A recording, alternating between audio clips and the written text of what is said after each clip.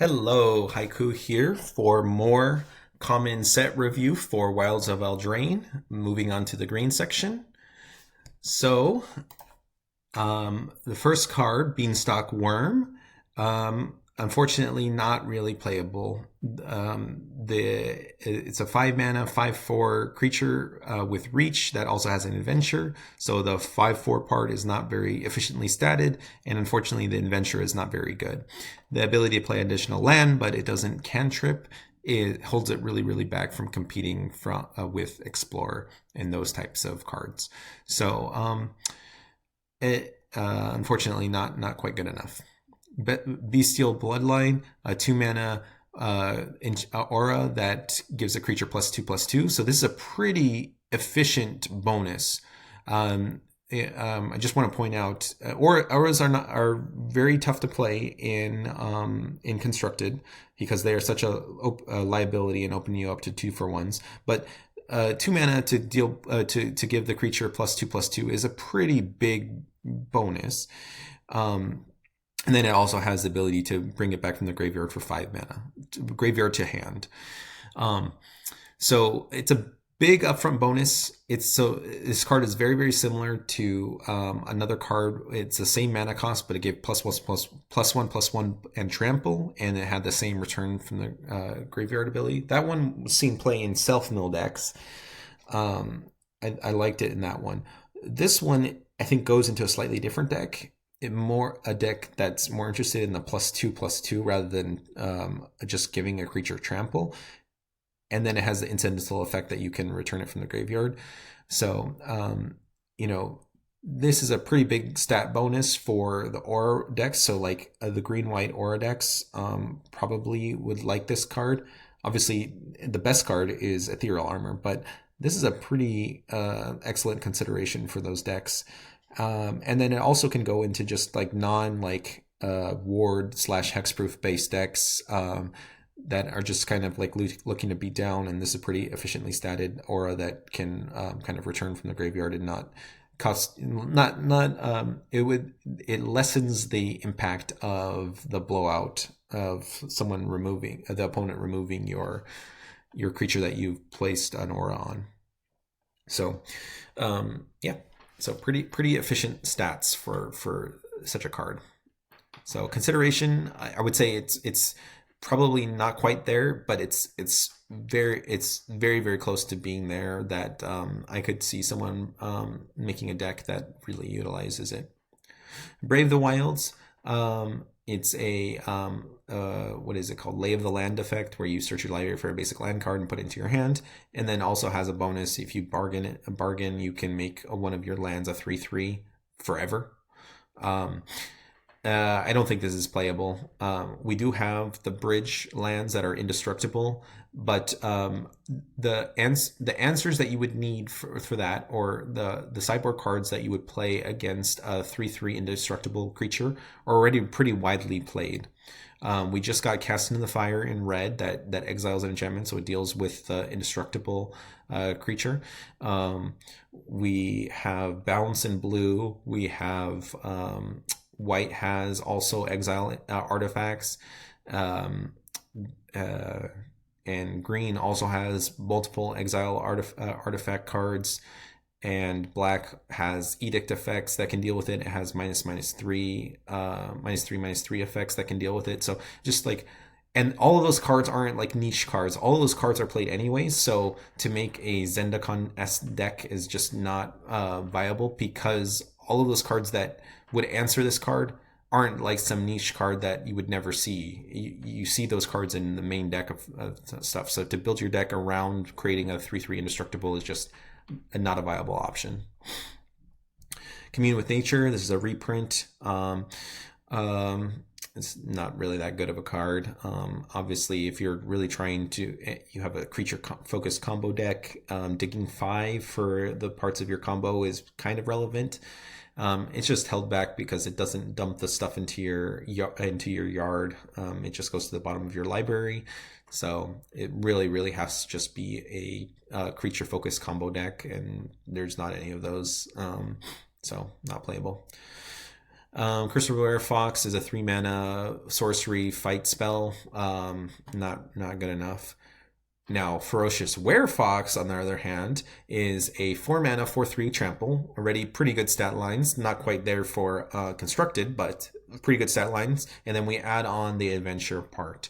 The adventure part being an instant, which is really nice as a trick, and it creates a monster roll token on top of a creature. And so basically gives that creature instant speed +1/+1 and trample, which is really huge for the green decks. So really excellent card.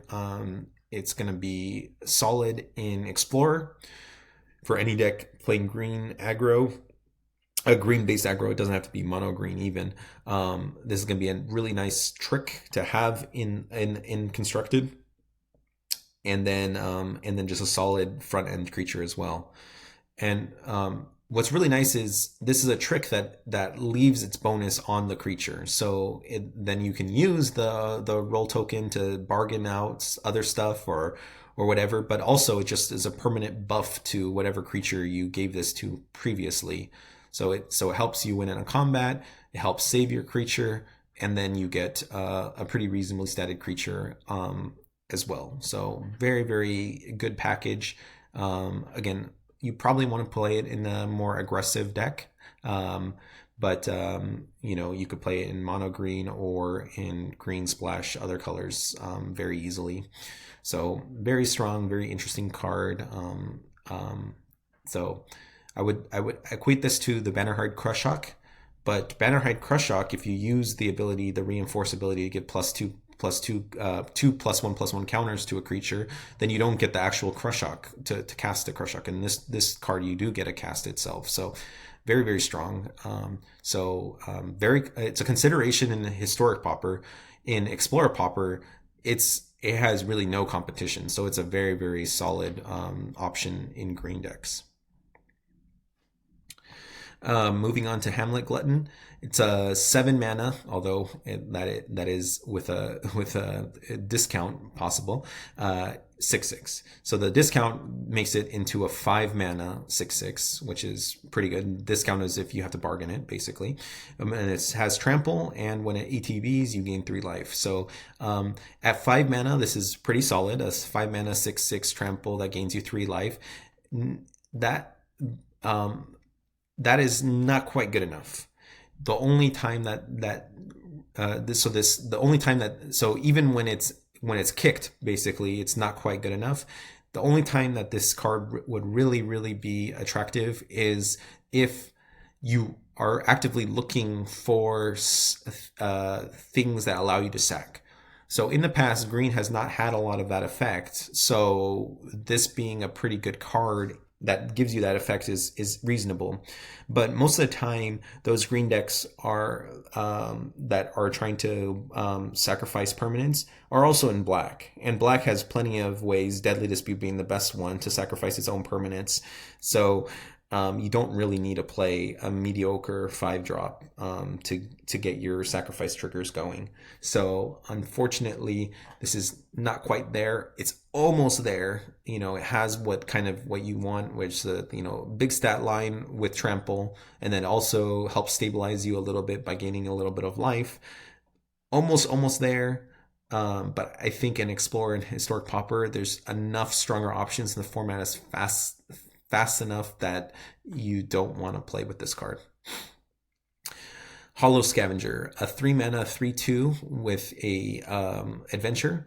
And the actual creature has the ability to sacrifice a food for 1 mana. So as I was talking about with the in the black section where it was 2 mana sacrifice a food, now you're getting a discount. So you're sacrificing a food for only 1 mana to get a bonus. The bonus is only +2/+2 until end of turn, where you compare with the Bloodhounds in LTR, where they can sacrifice to put a +1/+1 counter on them for free any number of times. That card just gets a lot better than this card, and that card wasn't seen play. So I don't think Hollow Scavenger is playable.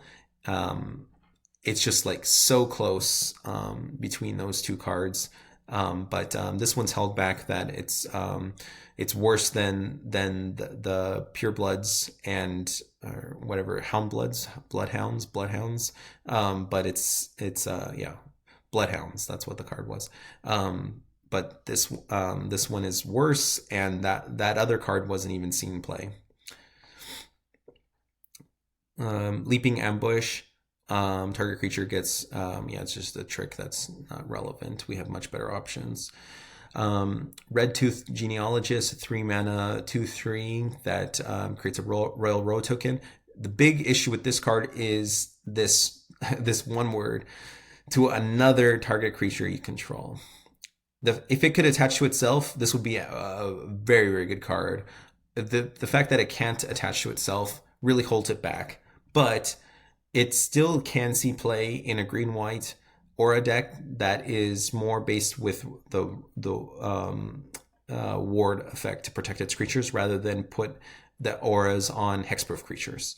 So the nice part is we have a lot of ward creatures at 1 and 2 mana, where we only have a blue hexproof creature at 2 mana, and then after that we only have 3 mana and above for hexproof.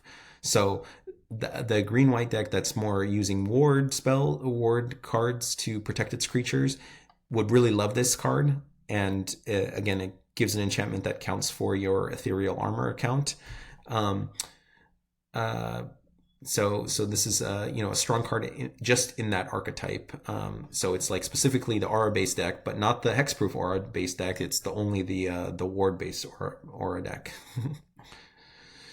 All right, Return from the Wilds, 3 mana ramp spell, but you also it's a charm that you can choose too. So it's nice that we get this in common, but unfortunately the options aren't really that good enough. That this card is not quite good enough. We in Explorer Pauper, this might see play, but in Historic Pauper we have so much better ramp that this is not relevant. And having an addition of a random 1/1 token or a random food token is not quite good enough. So close, maybe an Explorer, since we don't have the better options that we have in Historic, that this could see play in like a token based deck. But those token based decks, they're reliant on so many of their key cards are Historic only cards that I don't think this is a thing in Explorer either. So moving on to Root Rider Fawn, a 2 mana 1/3 that can tap to add 1 mana, not playable. It can mana fix a little bit, and it's not playable still. Sky Beast Tracker, 4 mana 2/4. Whenever you cast a spell with mana value 5 or greater, create a food token. Not really relevant. It's a big butt and it has a reach, so it can kind of lock down stuff. But 4 mana is just too much to have to hope for another turn to pass and then potentially start getting value. And the value being just food tokens is pretty miserable. Compare this to the 3 mana 1/4 archers in the enchantment decks that give you 2 life every time an enchantment enters the battlefield. It's so much better that you get the 2 life instantly rather than have to pay additional 2 mana to sack your food. So not playable. Spider Food. We keep getting this effect slightly changed up, slightly different, but basically it's a green card, either costing 2 mana or 3 mana that can destroy an artifact, enchantment, or a creature with flying, and then it gives you an extra bonus. So the best one that we've had recently has been Tarka's Fall, which did everything for 2 mana. The best one we have overall in Historic Pauper is You Line Up the Shot, which has the other option of cantripping, so it can destroy artifact, enchantment, creature with flying, or it can draw a card. So that card is probably the best out of these flexible cards. But they're interesting and flexible, and food tokens are always welcome in random decks. But unfortunately, all of those cards are just sideboard cards. We have so many other options. This may see play over them, but it's not going to really make that much of a splash since it's so equivalent on power level to those other cards. Territorial Witchstalker is a 2 mana 2/3 with Defender, unfortunately. And then if you have a creature power 4 or greater, then it becomes a 3/3 and it can attack. So we already have the Dino. That's a two mana 3/3 that has Defender, and if you have a creature 4 power or greater, it can attack. So this is strictly worse than that. It does give you another copy of that card, and so you can potentially build a deck around it. I don't think the format really. I don't think trying to beat down with 3/3s with no evasion that also need a little bit of synergy to come together is really where you want to be in green decks. So I don't think the payoff is worth trying to build a deck around these, but now you have enough that you could build a deck around it. Moving on to Titanic Growth, a reprint, not playable. Toadstool Admirer. This is an interesting card, a little bit sad because it makes the hexproof / ward deck slightly better. So this is a 1 mana 1/1 with ward 2, and it also has the ability to put counters on itself for 4 mana. So the 4 mana ability really won't come into play that much. It's more the fact that this is a ward creature very early on in the beginning of the game. So it's the most efficient one we've had so far. And so I've been alluding into it with the other cards, especially with the Royal Roll,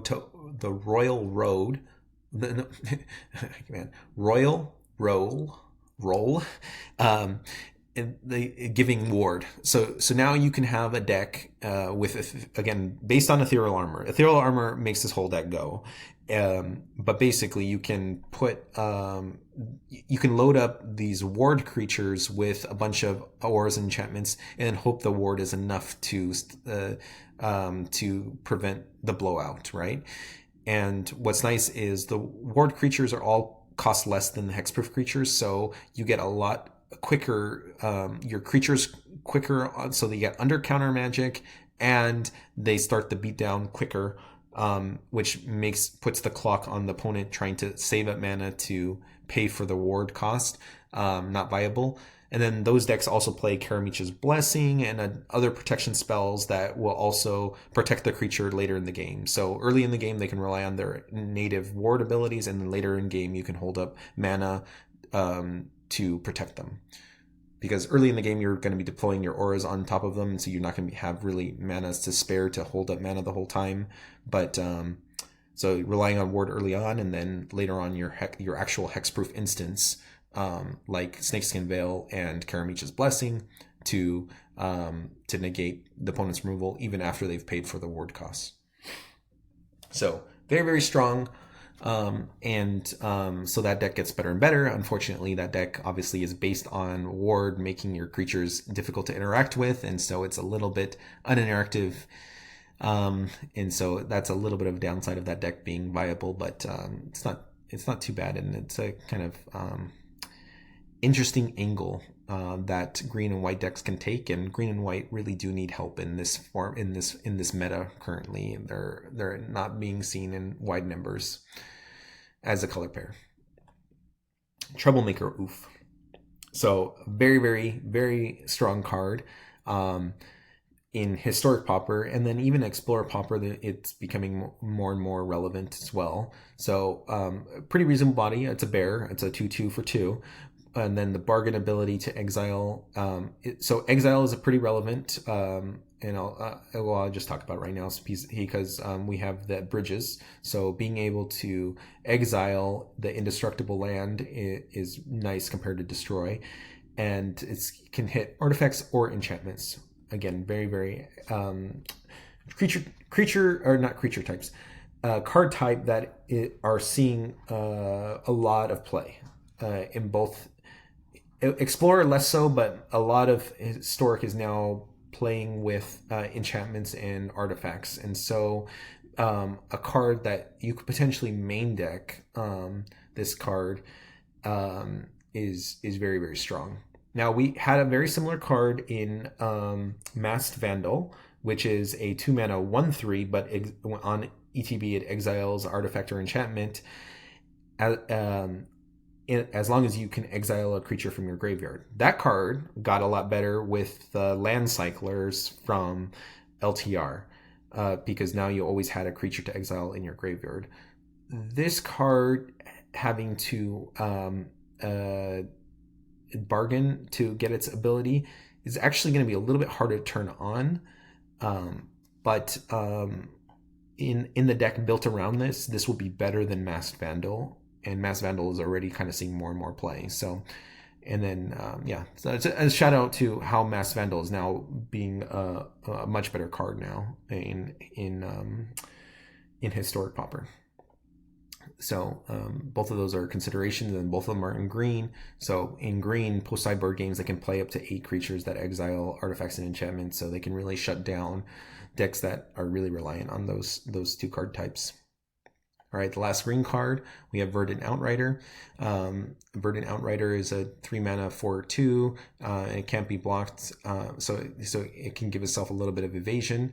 4 power, like I talked before, is a kind of a critical point for a lot of the green cards that care about 4 power. So getting another card at a 3 mana 4/2 seems to be the common card type with a pretty relevant ability is pretty good. One of the issues with those 4/2s is that they just attack in and they get traded. The opponent trades their creatures up with yours, but then this ability really makes that not a possibility. So it trades more evenly with creatures. So overall, green has some really solid additions. This card for the 4 power deck, this card for bargain, Troublemaker Oof for the bargain based green decks, especially after sideboarding as a sideboard option, very strong.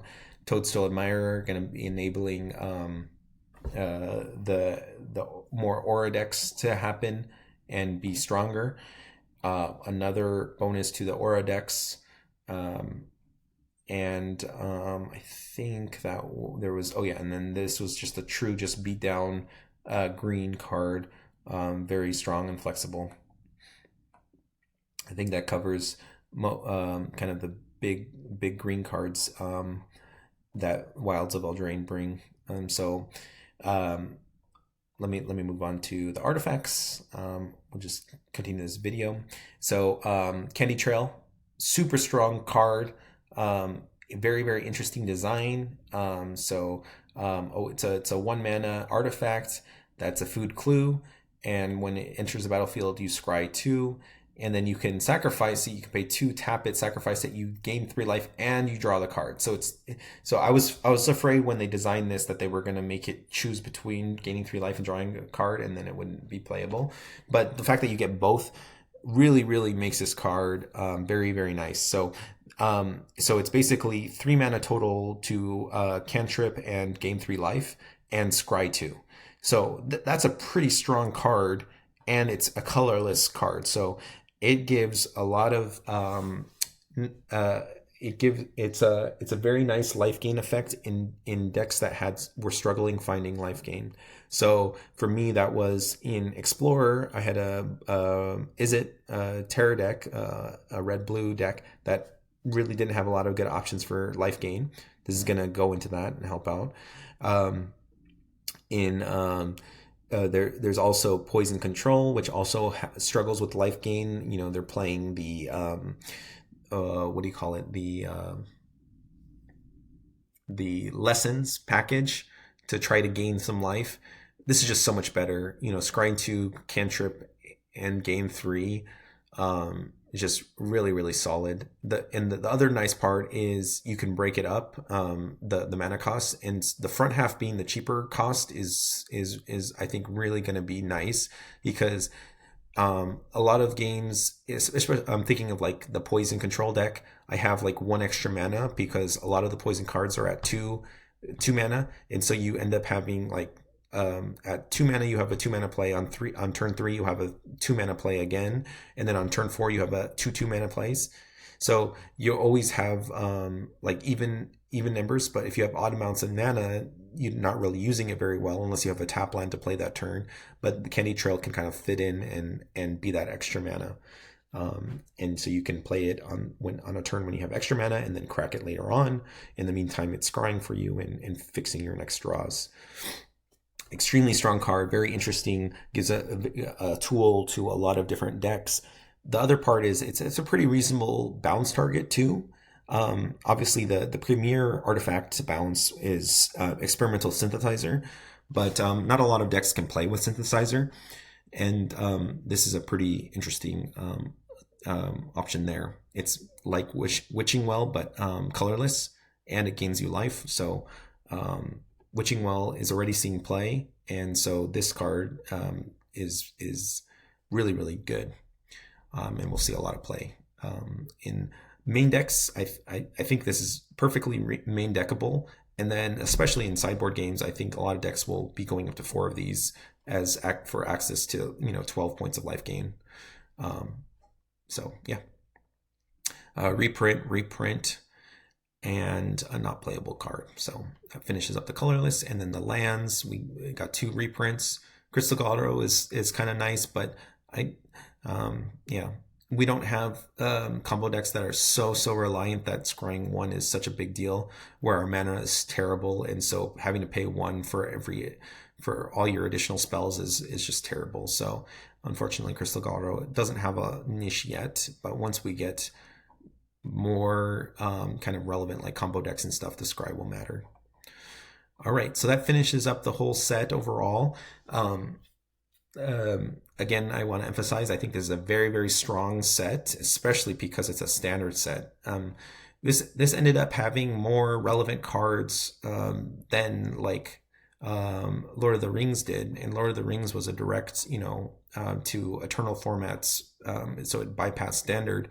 And normally those kind of, that's a recipe for getting really broken cards, but I don't think there's any broken cards of this set, but there are a ton of very strong cards in all the different colors that are contributing to a lot of different archetypes. And so I think this set is a pretty strong one for the Historic Pauper and Explorer Pauper metas. So I'm going to be drafting it a lot to make sure I get all of these pieces that are going to be pretty critical in a lot of different decks. I'm going to be coming out with my rankings of the cards, of what I think the top. It's always subjective what you think the top cards are of the set are.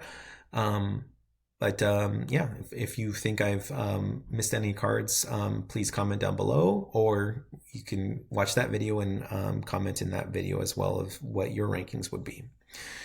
All right, see you for that video.